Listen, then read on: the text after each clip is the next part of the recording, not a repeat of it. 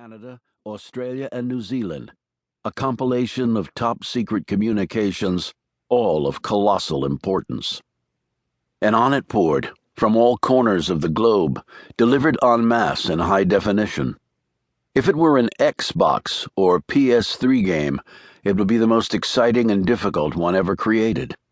But there was nothing made up about it. Here, real people lived and real people died, every second of every day. This exercise was known, in the topmost echelon of the intelligence community, as the Wall. The man hunched over the metal table was small and lean. His skin was light brown, his hair short and black, and plastered to his small skull. His eyes were large and red from the tears. He was 31 years old, but looked like he had aged 10 years in the last 4 hours. "Please, make it stop. I can't take this. I can't do this." At this comment, the tallest man behind the mirror stirred. His name was Peter Bunting.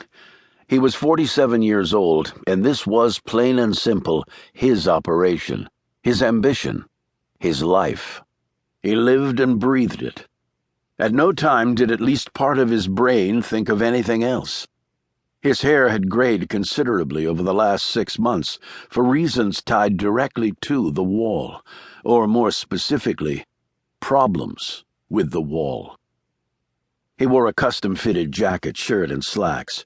Though he had an athlete's body, he had never played competitive sports and wasn't particularly coordinated. What he did have was an abundance of brains and an inexhaustible desire to succeed. He graduated from college at age 19, held a postgraduate degree from Stanford, and had been a Rhodes Scholar. He had the perfect blend of strategic vision and street smarts. He was wealthy and well-connected, though he was unknown to the public. He had many reasons to be happy and merely one to be frustrated, angry even. And he was staring at it right now. Or rather, at him. Bunting looked down at the electronic tablet he was holding. He had asked the man numerous questions, the answers for which could be found in the data flow. He hadn't gotten a single response. "Please tell me this is someone's screwed-up idea of a joke," he finally said, only he knew it wasn't. People here did not kid about anything.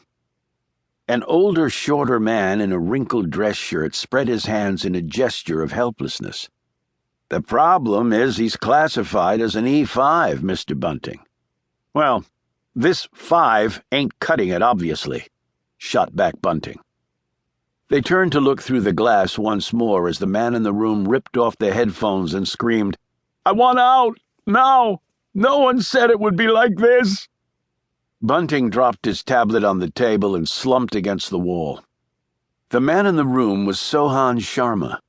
He had been their last best hope to fill the position of the analyst. Analyst with a capital A. There was only one. "Sir?" said the youngest man in the group.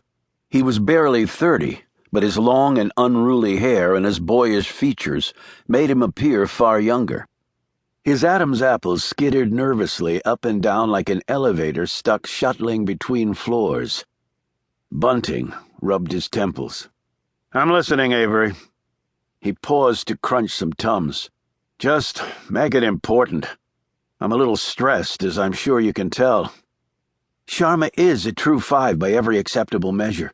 It was only when he got to the Wall that he fell apart."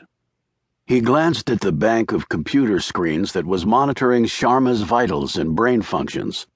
"His theta activity is spiked through the roof. Classic extreme information overload. It began 1 minute after we cranked the Wall's throughput to max." "Yeah, that part I figured out for myself." Bunting motioned to Sharma, who was now on the floor weeping. "But a legit 5, and this is the result we get? How is that possible?" Avery said, "The chief problem is there's exponentially more data being thrown at the analyst. 10,000 hours of video, 100,000 reports, 4 million incident registers. The daily satellite imagery collection is in the multiple terabytes, and that's after it's been filtered."